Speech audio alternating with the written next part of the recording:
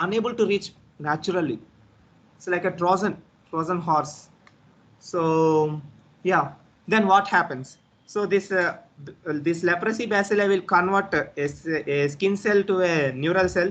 Now this neural cell will start retrograde axonal flow. So retrograde axonal flow means it will start eating the skin cells from the periphery onwards. So the one who has this leprosy infection, their fingers will start degenerating. So the bones, the nerves, everything will start eating by the bacilli within the body. So the last stage will be the bacilli will start eating the brain. It will take some 20 to 30 years to finish the whole pathogenesis of this particular bacilli.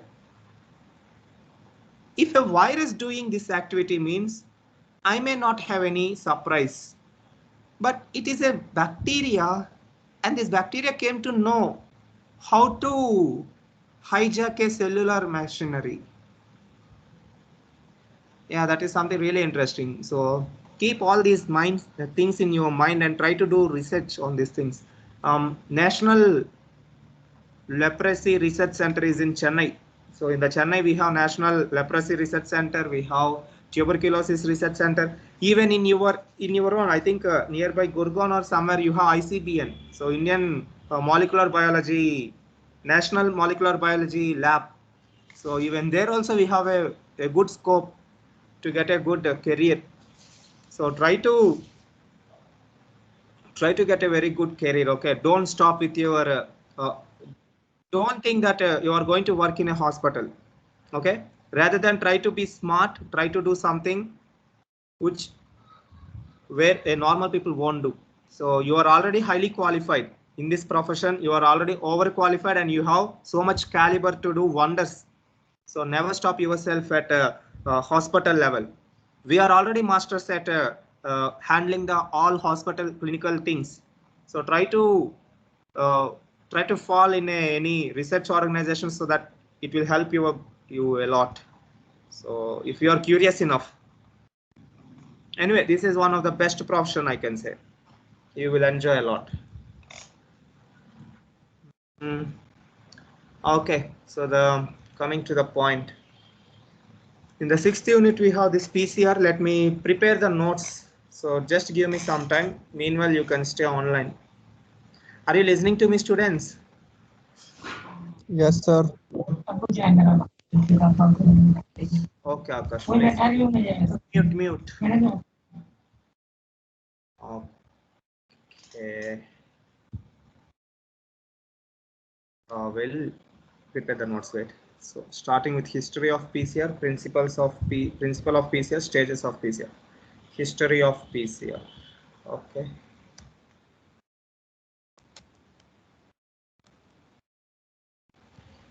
There is nothing special in me also. I will also Google the notes and I used to provide to you.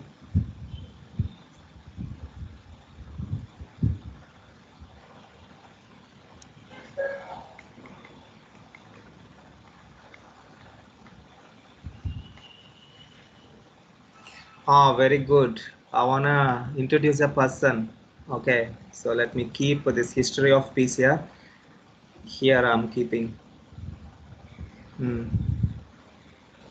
By the way, in the discovery of this genetic material, right? So the first person, the first molecular biologist who got the idea of polymerizing the DNA, who got the idea of studying the DNA of the cell, and who did a really good, the scientific techniques to identify this DNA. That particular the first and foremost thing that we need to do whenever we want to replicate a DNA outside the cell is denaturation of DNA. Denaturation, then primering, I mean attaching a primer to the DNA and polymerizing the DNA. So this concept was first given by a scientist called Corona. His name is KHORANA. So he is an Indian scientist, and he even got Nobel Prize for this particular discovery. So he is the first one who proposed that we can able to replicate DNA outside the cell. So he is a Corona, our Indian scientist who got Nobel Prize in the molecular biology, And the government of India even providing national corona scholarship. So this with the help of this scholarship, if you write this exam and if you crack this exam, after finishing your BSc, you can directly go to abroad and there you can study molecular biology, and that complete cost will be taken care by corona scholarship. I even applied for corona scholarship. You can Google yourself. So the criteria is at least you need to have the gold medal. You need to secure the highest marks in your BSc. So if you have highest marks, you may easily get corona scholarship and you can go for abroad to study the molecular biology. Keep in mind the current Royal Society president is an Indian. He is a molecular biologist. So we have a very good scope in molecular biology and particularly biotechnology. So I'm not boosting biotechnology, but we as an MLTNs, we have potential at working in all the labs. So that is something very unique about medical lab technologists. So yeah, so be open-minded.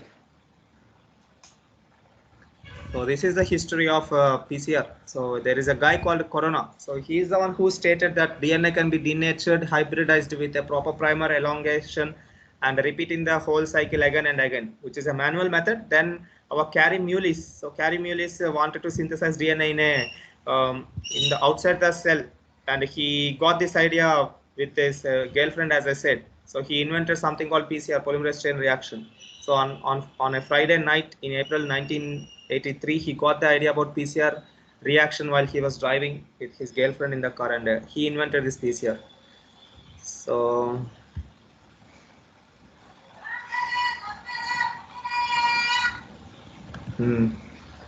I want to keep this one also.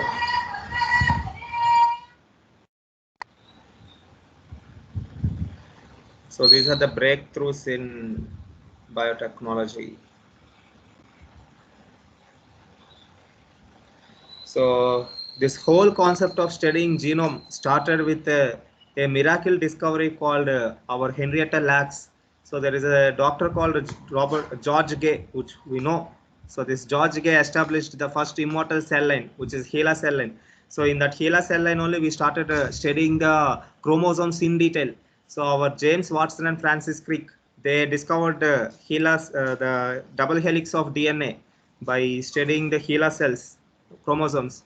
Then in 1961, Marshall Ninberg, Heinrich Matney, and Gobind Corona and other deciphers decoded the DNA, and they came to know that the DNA codes these 20 amino acids. So we came to know that all amino acids are coding by DNA. Then what happened?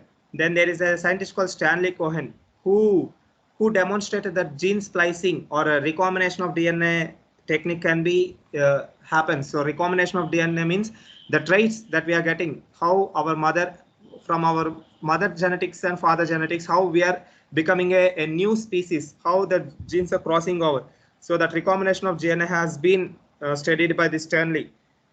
Then we got George Kohler and Caesar. So they hybridized and they prepared these monoclonal antibodies by using hybridoma technology, where they placed a piece of strand of DNA into a mice B cells, and that mice B cells started synthesizing the monoclonal antibodies.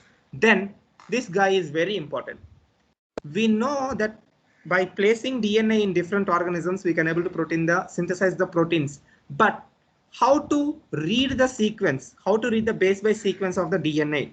So the first guy who sequenced the DNA is Frederick Sanger. He's the only scientist who got 2 Nobel Prizes. He's the only scientist who got 2 Nobel Prizes for discovery of advanced techniques in DNA. So he got one Nobel Peace Prize and he got one Nobel Prize in Medicine and Physiology for discovering a technique called sequencing of DNA. So that is something really unique about this Frederick Sanger. So Frederick Sanger sequencing technique is a really interesting technique that I will discuss in today's lecture. Then followed by we got everyone. The breakthrough happened 2 times in PCR research. So one is Carey Mullis, who artificially synthesized DNA by using this Taq polymerase. Then there is one more guy called Craig Venter. I don't know whether the name is mentioned here or not. So Craig Venter is a scientist who prepared a new, yeah, here it is. So Carimulius discovered the PCR, whereas Craig Venter, CRIG, Craig Venter and Hamilton, they discovered something called shotgun sequencing technique. So by shotgun sequencing technique, instead of 10 years of sequencing, the 10 years was concise to 3 years, and we decoded the complete DNA of human genome. So in 2001, the Human Genome Project has been finished, and today we know each and every single base pair of 3.5 billion base pairs of human DNA. So all these things have happened in the research in.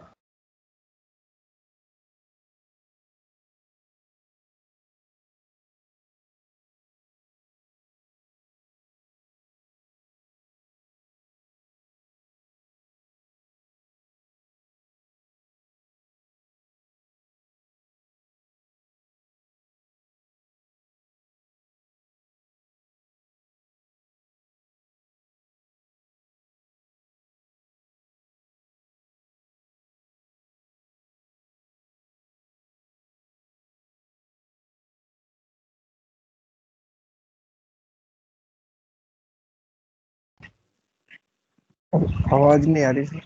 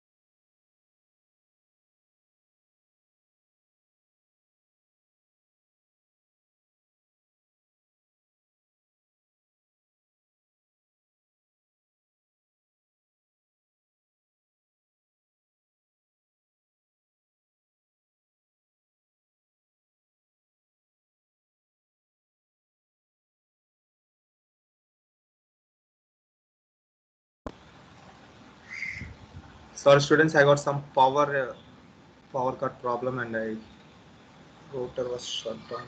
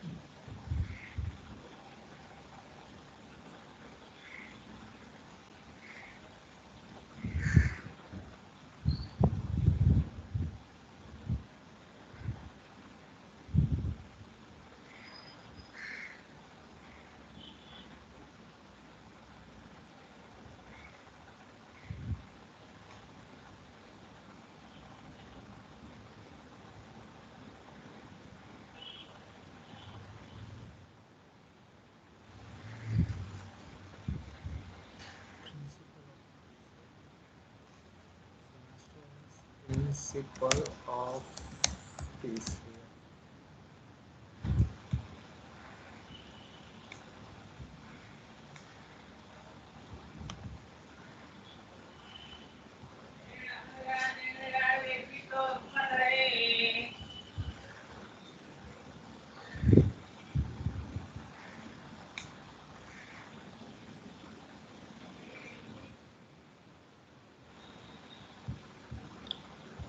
Yes, so next one is principle.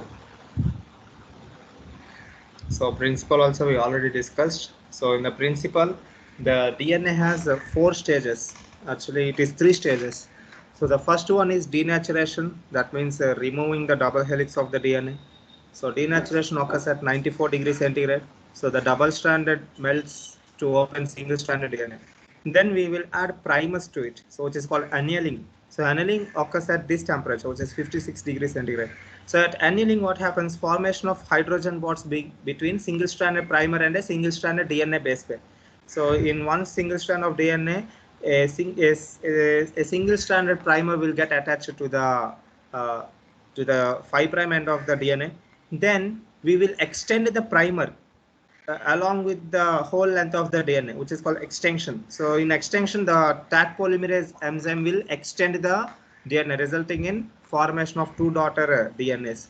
So they will further go. So these cycles will get repeated until we will get sufficient DNA to detect in the lab.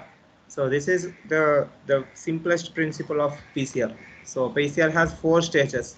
So amplification and quantification occurs repeatedly for almost 32 cycles. So with 32 cycles, we will end up with DNA, which is equivalent to around 3 billion copies of DNA will be produced upon 32 cycles of PCR. So that is about the principle of PCR. Then let us see what is the next thing in the syllabus. Then stages of PCR. Stages you already know actually. So the stages are this one. So denaturation, annealing, extinction are the stages of PCR. Anyway, let me give you STH stages of PCR. Denaturation, annealing, and elongation are the stages.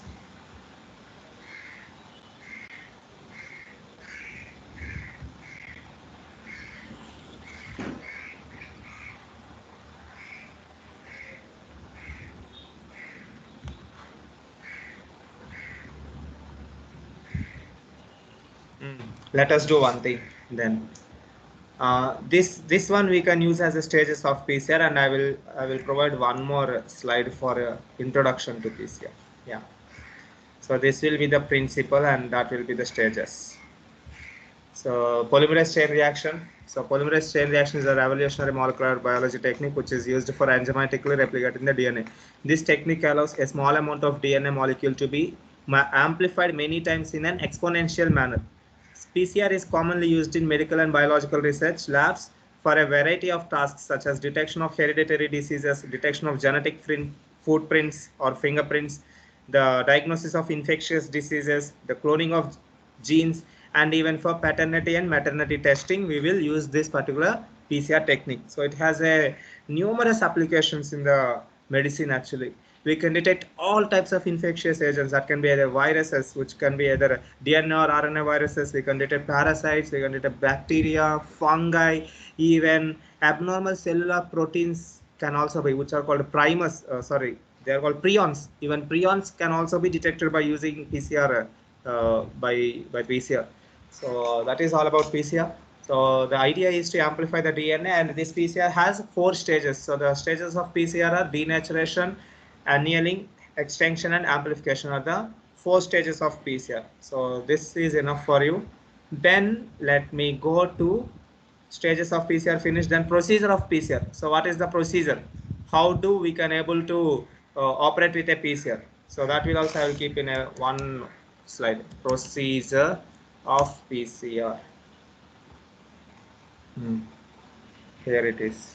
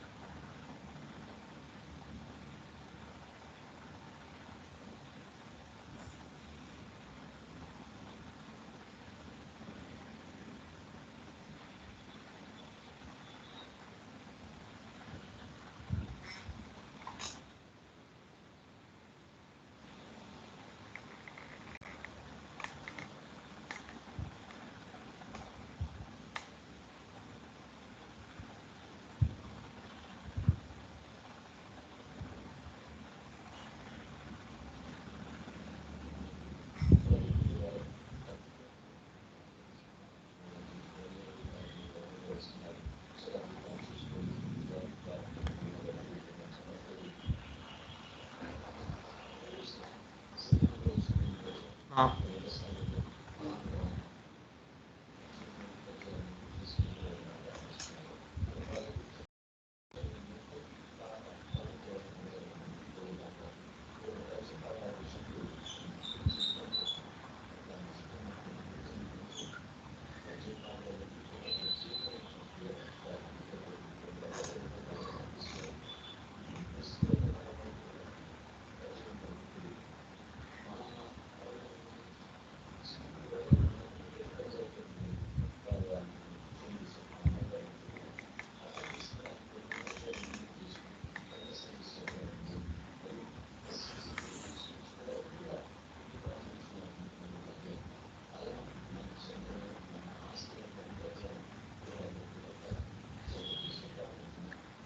Students, all of you must study, must go for your higher studies. Okay, don't stop with BSc MLT. You must go for MSc.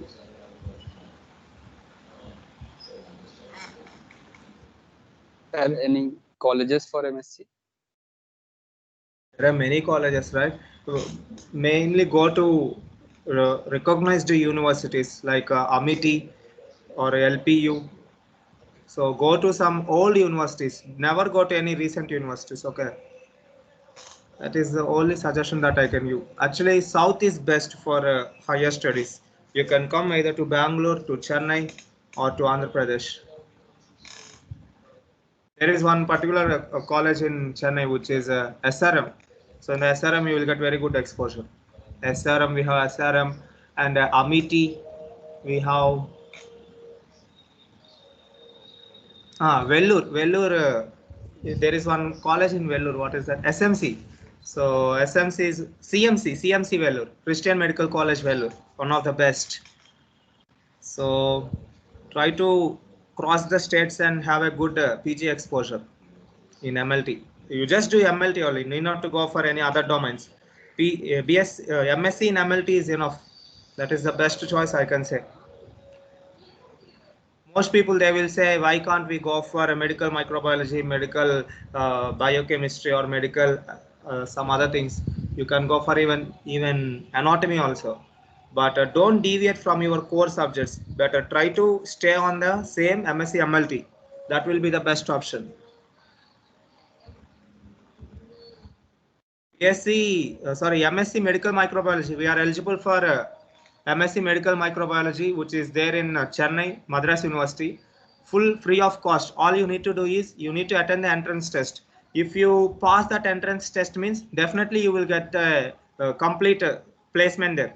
So all you need to do is you need to pay the hostel rent, which is around 650 rupees per month. So everything is free. You can finish your MSc Medical Microbiology in Taramani campus, which is Madras. It is very good campus.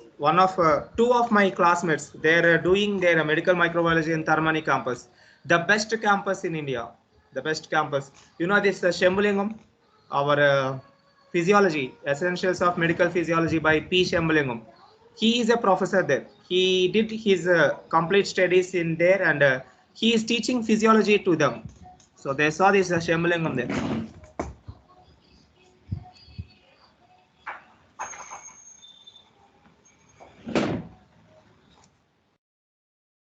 Do this task.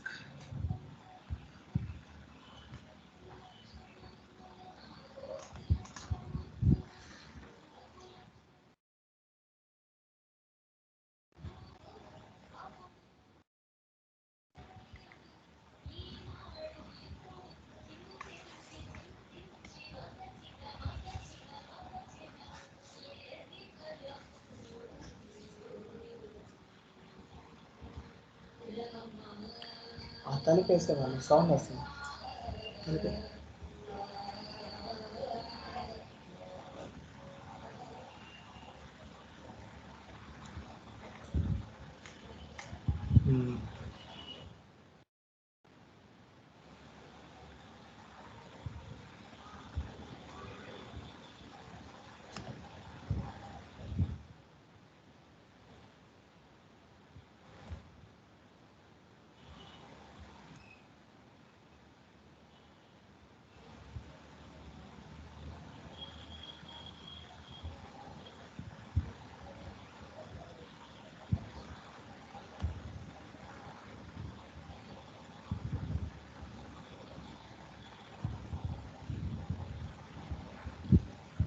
In the south, fees are comparatively less only students. You can go for your masters also.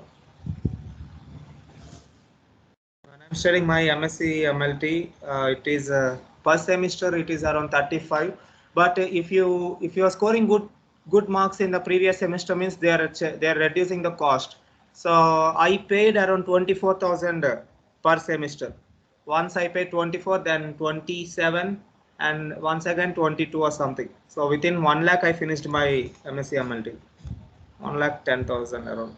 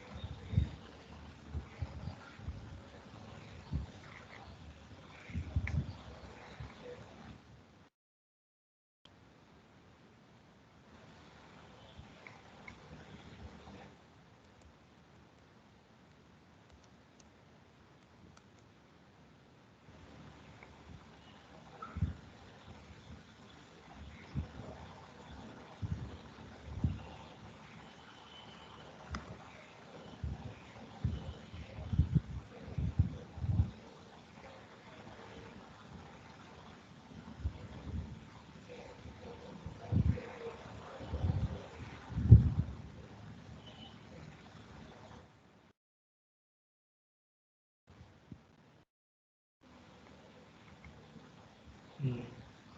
This is very important step, which is called optimization of PCR. So we will encounter many problems when we are handling PCR students. It is not as easy as the principal states.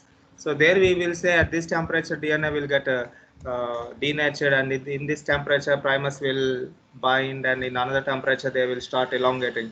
That is not as easy as it sounds. So even a slight variation in any step of in any step of PCR, it will stop amplifying the DNA. So we need to identify what is the reason of why we are not getting the PCR product. So there might be many factors. So factors related to the efficiency of the hydrogen bonds that are present in the targeted gene that we want to separate, or the problem with the primers attachment, or the problem with the buffers concentration, or the problem with the incubation time and the temperature of the thermocycler. So identifying the factors and rectifying the errors is very important when we are amplifying the DNA. And also we need to ensure to have the right amount of buffers, particularly your potassium chloride and magnesium in the PCR solution. So these buffers will act as they will act like a binding agents. So the DNA can get binded tightly, and it can able to amplify more efficiently within the thermocycler machine, which is the PCR machine.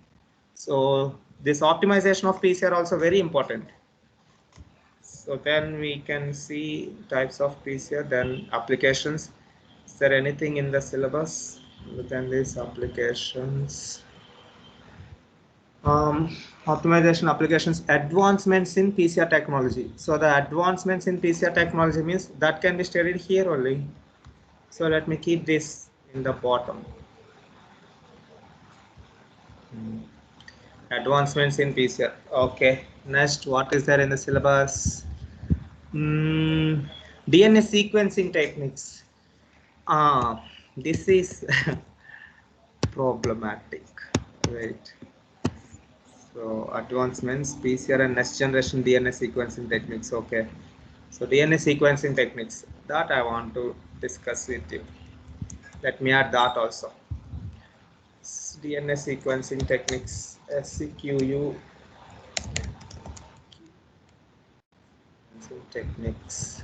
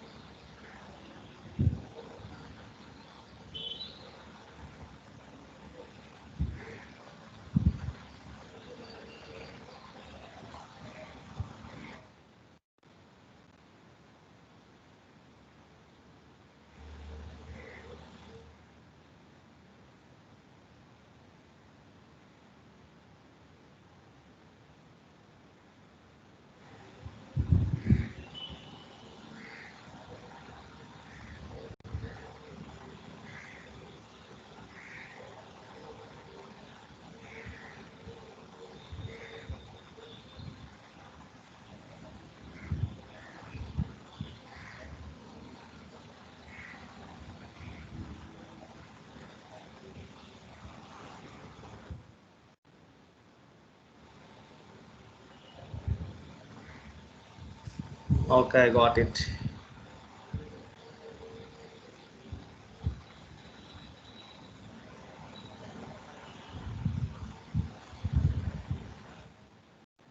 Okay, students. So let us see. First, let us discuss about complete PCR. Then we can go for sequencing. So coming to the point. So first, let me discuss the basics of PCR. So in the 6th unit, we have PCR next generation DNA sequencing techniques. So this is the complete idea of this 6th unit. So let me do one thing. Let me erase this one. Now it will be straightforward. So in this unit, we will discuss about history of PCR, principle of PCR, what are the stages of PCR, procedure of PCR, and concept of optimization applications of PCR can be seen in today's lecture. Then in the next lecture, I will discuss about most probably I will discuss about advancements in PCR technology and sequencing techniques. So we have different types of sequencing techniques, like we have chain termination technique, Sanger technique, and even next generation sequencing techniques such as pyro sequencing, shotgun approach sequencing. So I will discuss about sequencing next. So the first priority will be how DNA was amplified. After amplifying the DNA, how we are going to decode the DNA, how we are going to read the DNA is the second part of this lecture. So in the first lecture, in the first part of lecture, I will discuss about the concept of PCR and amplification of DNA. So coming to the point. So if you see the history of a polymerase chain reaction, so there is a scientist called Corona, G-O-B-I-N-D, Gobind Corona. So Gobind Corona discovered this particular DNA denaturation, and he is the first one who stated the concept of polymerizing the DNA. Okay, so and he came to know that this DNA can able to code the 20 amino acids. So Gobind Corona did a major contributions in the molecular studies. Then in 1983, there is a scientist called Kary Mullis, and this Kary Mullis synthesized the DNA using a enzyme called Taq polymerase. And for this discovery, he got Nobel Prize Nobel Prize, right? So Kary Mullis in the 1983, he credited for inventing the PCR, and he got Nobel Prize in 1993. So he discovered Taq polymerase, a DNA polymerase purified from a bacterium called a thermophilic bacterium, which is a Thermus acuitas. So from this bacteria, he extracted a polymerase enzyme, and that enzyme has replicated the DNA in vitro, so outside the body. So if you see the definition of PCR, so PCR, polymerase chain reaction, is a revolutionary molecular biology technique which is used for enzymatically replicating the DNA outside the body. This technique allows a small amount of DNA molecule to be amplified many times in an exponential manner. So a small amount of DNA, a single strand of DNA can able to amplify some 2 to 4 crores times. So that is the potential of PCR. It can able to amplify the small strand DNA exponentially into a very large number of sum of DNA strands. So that is the main idea of this polymerase chain reaction. So this PCR is commonly used in medical and biological research for a variety of tasks. So these are the basic applications, as we can say. So this PCR can be used for identifying the hereditary diseases, to identify genetic impairments, to diagnose various infectious agents, for cloning the genes, and even for paternity and maternity testing, we can use this PCR. Then coming to the stages of PCR. So in the PCR, we have 4 stages. The first and foremost thing, denaturation of DNA. So denaturation means it is a phenomenon in which the double-stranded DNA will be break down into 2 single strands DNA. So that denaturation will occur at 94 degrees centigrade. So at temperature 94 degrees centigrade, the double-stranded DNA melts and opens into a single-stranded DNA. Then denaturing, we will add a small primer to the DNA. So this primer will start the reaction actually. So primer is like a fuel. It is a bike self-start switch. So it will start the engine, and the polymerase will start replicating the DNA. So the primer, the attachment of primer to the melted single-strand DNA is called as annealing. So attachment of primer to the DNA strand is called as annealing. This annealing occurs at 54 degrees centigrade. So at this particular temperature, the primer can able to bind to the primary DNA fragment. So the temperature is 54 degrees centigrade. So at this temperature, what happens? The hydrogen bonds will get the hydrogen bonds will form between the primer and the DNA strand, and the primer will get itself attached to the DNA strand at 54 degrees centigrade.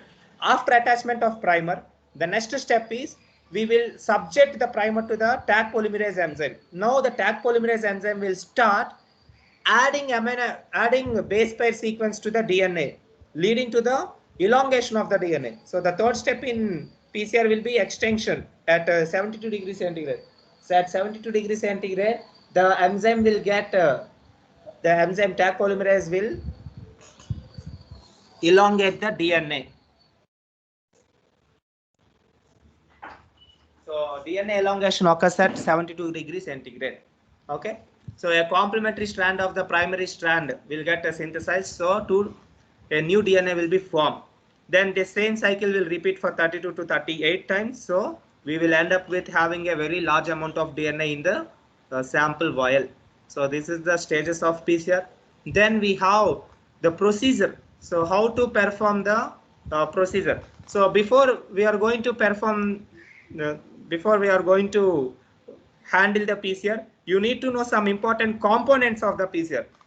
So some of the important components of PCR are DNA template. We need obviously we need a piece of DNA, right? So that DNA can be taken either from bacteria or virus or any other thing. So what we need is we need a small piece of DNA. After having a piece of DNA, we need DNA polymerase enzyme. So these are the reagents that we required for a PCR. So the first one is DNA template. Then we need DNA polymerase, which is Taq polymerase enzyme. Then we need primers. So oligonucleotide primers. So what is the role of primers?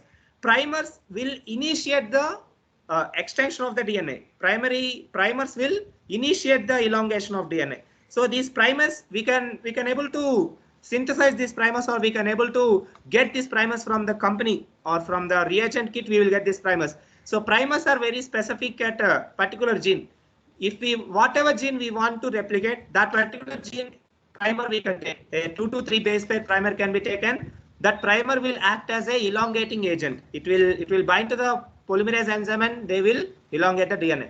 Then when the DNA is elongating, we need to insert new base pairs, right? We need to insert a new base pair such as ATGC.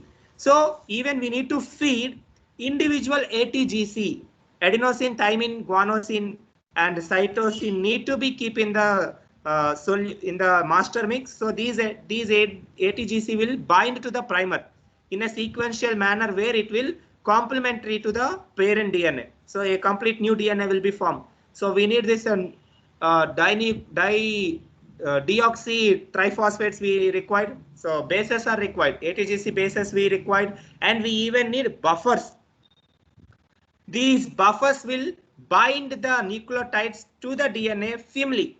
So usually the buffers will include magnesium chloride. Okay, magnesium chloride is one of the important buffer that will bind the base pairs to the DNA very firmly. So these are the components of PCR. So for running a PCR, we need DNA template, polymerase enzyme, oligonucleotide primers, then we need base pairs, and we need buffers. So these are the 5 very important components that we required for performing a PCR. We require DNA template, DNA polymerase enzyme, primers, base pairs, and buffer system are required. Then what is the procedure? So the procedure is all the PCR components are mixed together. So first we need to mix all these components together. So what we will do, first we will take a small vial, a small PCR vial. So it is a, you know, right, what is vial means? The small cap like thing. Usually we won't use the test tubes for PCR reagents, rather than the quantity will be extremely small.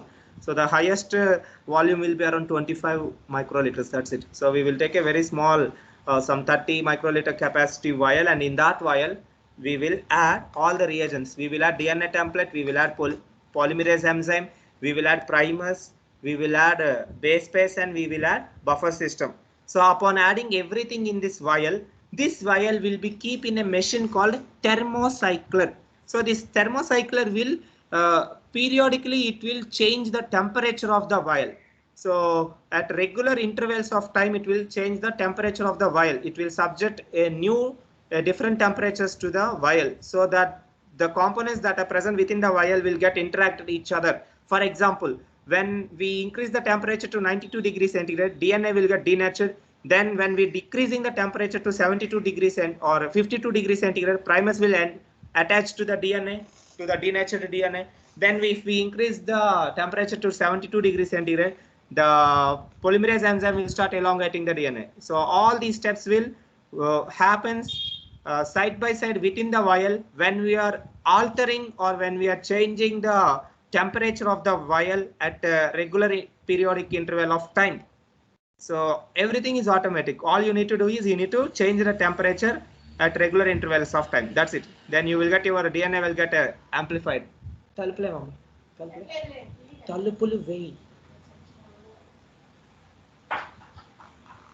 Okay, so let us see the procedure of PCR. So first and foremost thing that we will do in the PCR is we need to initialize the step. So initializing step means first we will denature the DNA.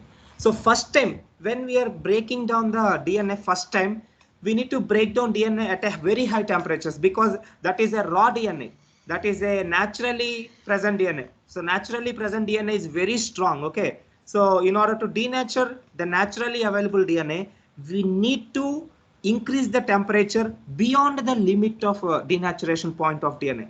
So usually denaturation will occur at 94 degrees centigrade, but in the first step, we need to keep it for around 9 minutes at 98 degrees centigrade. So at that temperature, complete DNA will get denatured. So that particular first step is called as initialization step. So this initialization step is like a precursor of denaturation. It is a supercursor of denaturation, I can say. So in the first step, what we will do, in this step, we will increase the temperature of the reaction to 94 to 96 degrees centigrade for 9 minutes. So at this time, what happens? The complete DNA will get denatured, and the naturally occurring DNA polymerase will get destroyed.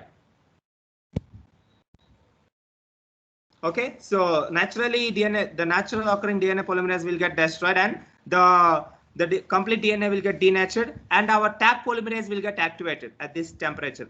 So that is why we are using extremely thermostable polymerase, which is Taq polymerase.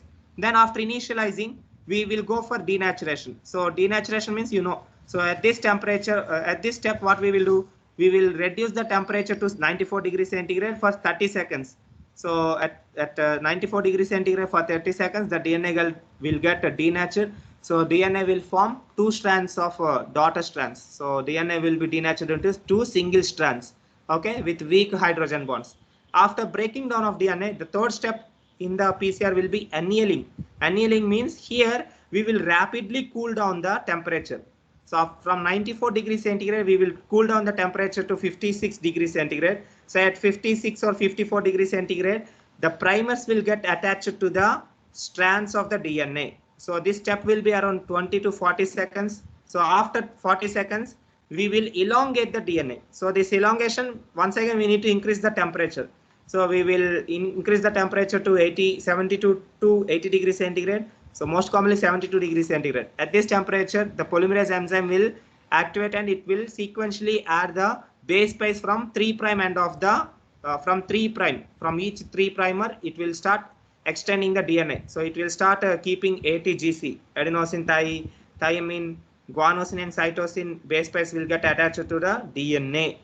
Okay, so the rate at which this base pairs attachment occurs is around 1000 base pairs per minute. So 1000 base pairs per minute will get attached to the DNA. So this particular step is called elongation. So within one cycle, a single segment of double-stranded DNA template is amplified into two separate pieces of double-stranded DNA. These two pieces are then available for amplifying in the next cycle. As the cycles are repeated, more and more copies of generated, the number of copies of template is increased exponentially, right? So by this step, we will get two daughter DNA, full complete DNA molecules. From there, once again, we will cleave those DNA molecules, and once again, we will go for elongation. So this will happen repeatedly. So then we will have final elongation step at in the final elongation step, we will stop the amplification of DNA. So the final elongation step will be around 70 to 74 degrees centigrade for 5 to 15 minutes. So instead of 30 seconds, we will keep this step for 15 minutes. So the final elongation will occur.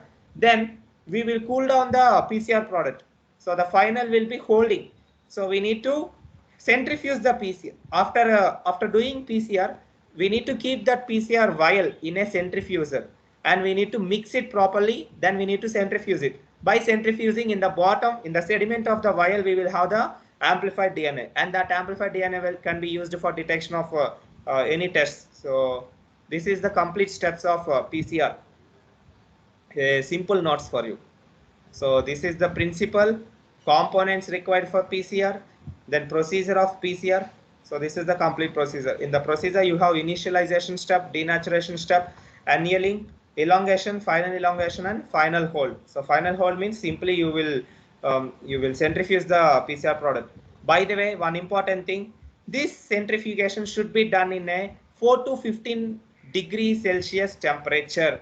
You should not centrifuge the amplified DNA at room temperature, because this amplified DNA is very weak. It can easily break down in room temperature. That is why we need to do this centrifugation at cool temperatures, which should be around 4 to 15 degrees centigrade. So it is a centrifuge which is present inside a fridge. You can feel like that. It is a cool centrifuge. So the inside the centrifuge, the temperature will be around 4 to 15 degrees centigrade. Only in that centrifuge we should centrifuge the PCR vial. Okay, same thing. You need to keep counterweight and you need to go for centrifuging it. So upon centrifuging, you will end up with having the amplified DNA within the vial. So the DNA sediment will present in the bottom of the vial, right? Then what is this PCR optimization? The next step is PCR optimization. So sometimes we may not get the PCR product after doing the complete 32 cycles, but we won't get any DNA. That is due to some errors that can be either due to temperature variations, or due to primer variations, or due to buffer variation, or due to number of cycles that we are doing. So there might be many factors that are involving where we are unable to obtain the DNA product. So some of the factors include denaturation temperature and time. So the denaturation temperature and time should be half lifetime of polymerase. So the denaturation temperature means, for example, polymerase can able to work at 52 degrees centigrade. So denaturation should be half life. That means oh my goodness, it is not like this. So polymerase will work at 52. So usually the denaturation temperature will be around 92. So yes, so half of the polymerase enzyme temperature should be the denaturation temperature, or the denaturation temperature should be somewhat higher than half of the polymerase temperature. So denaturation temperature is one important polymerase PCR optimization.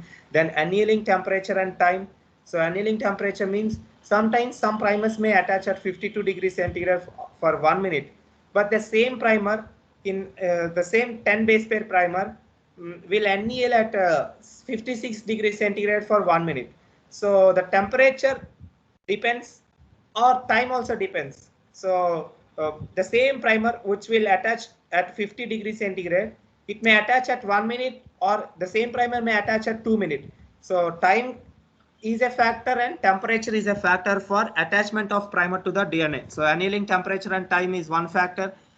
If we are doing any problem there, we need to optimize these temperature and time in order to get the PCR product. Then primer design. So whenever we are designing a product, that primer should have a high specificity. They should not bind at random places of the DNA. Rather than they should have high specificity, and they should have an optimum length. So at least the primer length should be around 40 to 80 base pairs. So 40 to 80 base pairs is a optimum primer length. So if you are taking primer less than 40 base pairs, these primers cannot bind to the DNA. So if these primers are not binding to the DNA, we cannot get the PCR products. So primer designing is also one important factor. So the primer designing, these are the things that we need to ensure when we are designing a primer. The factors include specificity, sequencing, and length of the primer is very important. Then elongation temperature and time also an important factor. Elongation temperature, usually it will be around 72 degrees centigrade. At 72 degrees centigrade, if we are not getting elongation, then we should slightly increase the temperature to 74, and we should retry that. We need to rerun the PCR machine. So elongation temperature and time also important optimization parameter in the PCR. Then we have cycle number. Sometimes we will get only 30. After 32 cycles, we may not get any DNA. Maybe the DNA is not so versatile at elongating. So at that time, we need to increase the cycles. So we need to increase the cycles up to 50 times. So after 50 cycles, we may get the PCR product. So the cycle number depends upon the starting and concentration of the template. So depending upon how much concentration you need, the amplified template of the DNA, depending upon the concentration, you should go for cycles, number of cycles in the PCR. And obviously, you need to add a little bit of buffers such as potassium chloride and magnesium need to be added, which will bind the base pairs to the DNA. Okay, so reaction buffer also one important thing. So these are the factors that we need to take care when we are performing the PCR. So this particular adjusting these factors is called as PCR optimization. So the ultimate goal is to amplify the DNA in order to obtain the amplified DNA product is the ultimate agenda of performing the PCR test. So there we will encounter some problems, and that problems need to be rectified, and that rectifying of problems is called as PCR optimization. Not every gene have the same parameters. Each and every gene have its own denaturation temperature, its own annealing temperature, its own primer, its own buffer concentration, its own number of cycles.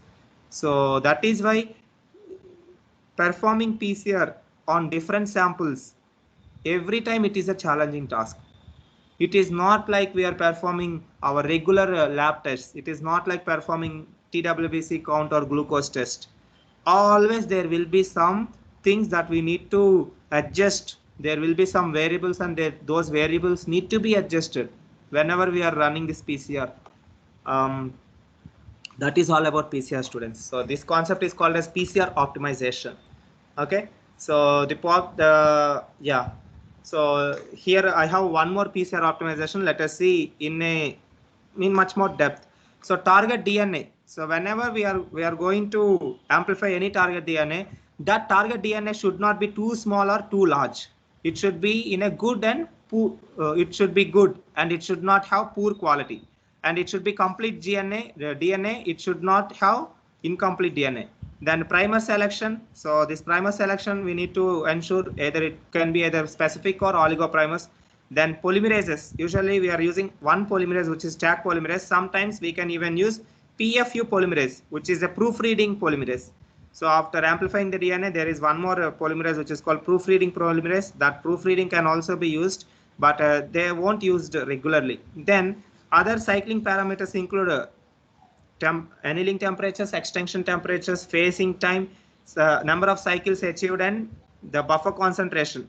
So all these parameters will based upon the experimentation. So depending upon the type of gene that we are replicating, depending upon that gene, we need to go for adjusting or optimizing these particular factors of PCR. So this whole concept is called as PCR optimization. Then what are the applications of PCR? So some common applications of PCR in various fields can be explained in the following categories.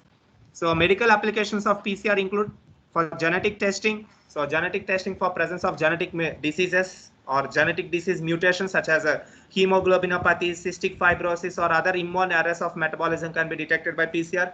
And for detection of disease-causing genes in suspected parents who act as a carriers. So study of alteration of oncogenes may help in customization of therapy.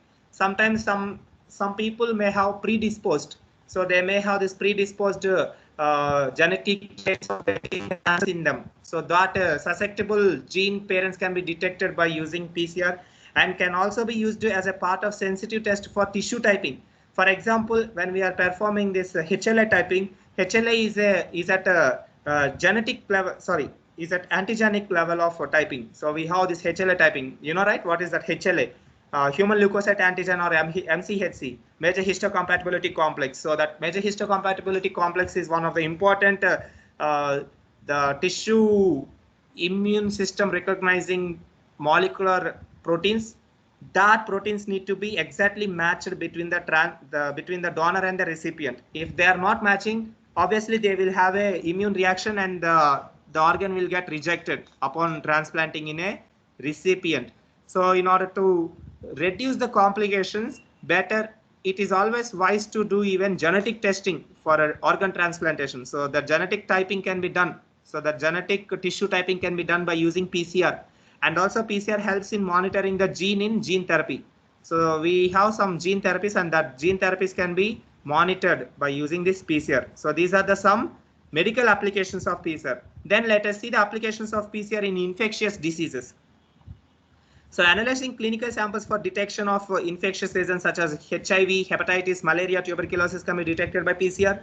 Detection of new virulent subtypes of microorganisms can be detected. The microorganisms that may cause epidemic, pandemics can be detected by PCR. For example, COVID-19. So today COVID-19 was extensively performed by the test called PCR. So see, even after getting a new novel organism, still we can able to detect that unknown microorganism by using PCR.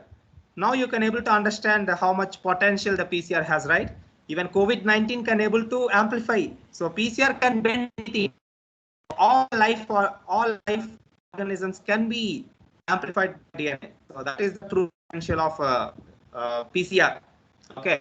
So all infectious disease can be detected by PCR, and also even new viruses can be detected by PCR. Then there are a few forensic applications of PCR. So forensic applications include it is most commonly used technology for DNA fingerprinting. So the genetic fingerprinting can be done by taking the person's DNA. Even a small, the hair enough, even a piece of hair is enough to amplify the DNA, and we can able to detect the DNA. So this technology can identify any one person from millions of others in case. So even one person in million persons can also be detected by genetic fingerprinting, okay, by using PCR. So this is usually used in forensic applications such as crime scenes, rule out suspects during police investigation, for paternity testing, and for even some sexual abuses. In those conditions also we can able to detect the maternity and paternal tests, and the genetic fingerprinting can be done in forensic department. So these are the forensic applications of PCR. Then we even have research and molecular genetic applications. So research and molecular genetics include, so in genomic studies, PCR helps to compare the genome of two organisms and identify the difference between them. So by studying humans and monkeys, we can know how much correlated each other, how much related with each other. I don't know whether you know the fact or not. We and chimpanzees, not chimpanzees to be precise, we and orangutans, which is some red colored monkey like gorilla type things. Okay, monkeys. They're orangutans actually. So we are more closer to orangutans than chimpanzees. Even the chimpanzees looks like more like humans, chimpanzees or gorillas, but we are more interconnected to the orangutans. Orangutans and humans share recent evolutionary ancestors. We both have the recent ancestors. I'm not telling we came from orangutans, but we both have a common ancestor, and that common ancestor, we sharing a common ancestor with both orangutans and Homo sapiens. So not Homo sapiens. Before Homo sapiens, we have Homo australopithecus, Homo africanus, Homo neanderthals. So yeah. So even the comparison between the identity, how can I say? I'm not getting. We can able to detect the closeness of any two species by using this PCR technique, by studying the genetics. So that is one molecular application of PCR. And in phylogenetic analysis, very good. This is very important. Most of the bacteria or any bacteria, this fungi or even viruses are taxonomically segregated. We divided those microorganisms. So that taxonomical division of these viruses or any living organisms can be precisely done by using the genetic approach. So these viruses are broadly divided into 7 types. So that is called this guy. Who is this guy named? David Baltimore. So David Baltimore is a scientist who segregated all the viruses into 2 types. They are not DNA viruses and RNA viruses. Rather than he classified them into 7 types, depending upon the way they are replicating inside the cell. So he has organized all viruses into 7 types. So they are called type 1, 2, 3, 4, 5, 6, 7. So that all 7 types of viruses are studied, and they are specially categorized by this guy. Why I'm forgetting this guy name? David Baltimore. So David Baltimore classified all viruses by using the PCR technique only.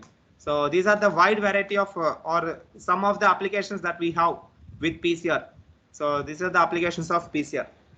Okay. Then we have different types of many other types of PCR depending upon what is the need for us Upon the need, we will choose the type of PCR. For example, we have real-time PCR. In the real-time PCR, we can able to sequence and we can able to read the amplified DNA when we are sequencing it, when we are doing the sequencing itself. Okay, so that is called real-time PCR. Then we have okay, I made a huge mistake. I haven't recorded this session. Nita, have you recorded this session? Is this session recording, Nita? Okay, it is recording. Do anyone of you started recording this session, students?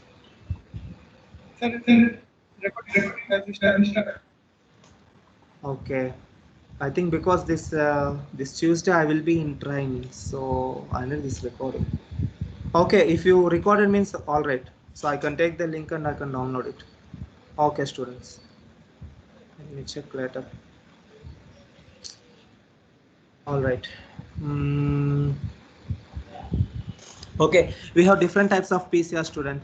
So one is real-time PCR, then we have quantitative real-time PCR, reverse transcriptase PCR, which is RT-PCR. Then we have multiplex PCR, nested PCR, long-range PCR, single-cell PCR, fast cycling PCR, methylation-specific PCR, hot stir PCR, high fidelity PCR, in situ PCR. In situ PCR means we it sounds absurd for you, but we will inject the master mix into the body of a rat, and inside the cell the DNA will get amplified, which is called okay, in situ PCR. So which is a cruel approach, but still it works. So we have in situ PCR, viable number of tandem repeats, VNTR PCR, asymmetric PCR, repetitive sequence PCR, overlap extension PCR, assembly PCR, intersequence specific PCR, ligation mediator PCR, methylation specific PCR, mini primer PCR, solid phase PCR, touchdown PCR. Like this, we have almost 70 PCR, students, actually. So many types of PCR are available depending upon the type of gene that we want to extract and the method that we want. But usually in our regular labs, we will use RT-PCR. So either we will use RT-PCR. So here the problematic thing is, if we are writing small RT, that is real time. If we are writing capital RT, that is restriction transcript, reverse transcriptase PCR. So usually we will use either reverse transcriptase PCR or real-time PCR in the labs. Other than this, we will use QT PCR also. Quantitative real-time PCR will be used. Okay. So sometimes you may found hot stir PCR. So the real advantage of hot stir PCR is optimization is very simple in hot stir PCR. But this hot stir PCR engine, it is around 1 crore. So I worked with hot stir PCR only in NIRT. So very costly equipment, but the advantage is the optimization can be done in a 1 month. It will take around 1 month for optimization. That 1 month work can be done within few days. So it will really helpful at optimizing, especially when we are trying to extract complete unknown DNA. So completely unknown DNA, if we want to extract, means we should go for hot stir PCR. So it is very flexible at doing. So parallelly, we can able to run, believe it or not, we can able to run 72 samples with different cycles.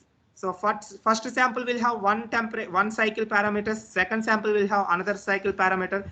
Like that, simultaneously I can go for 72 different temperatures in the same vial. So that means I don't know the primer annealing temperature. I don't know my primer will bind at 60, 61, 62, 63, 64, 65. At what temperature it will bind, I don't know.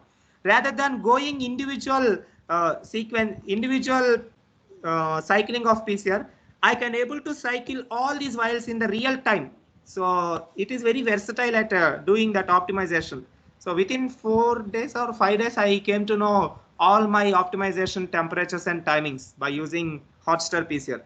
So yeah, the hot stir PCR is very good at research applications. So we have hot stir and we have one more. I think that is high throughput. Is there high throughput PCR here? They're saying high fidelity. So we have different PCR, students. So at least try to memorize some 6 names out of these types of PCR.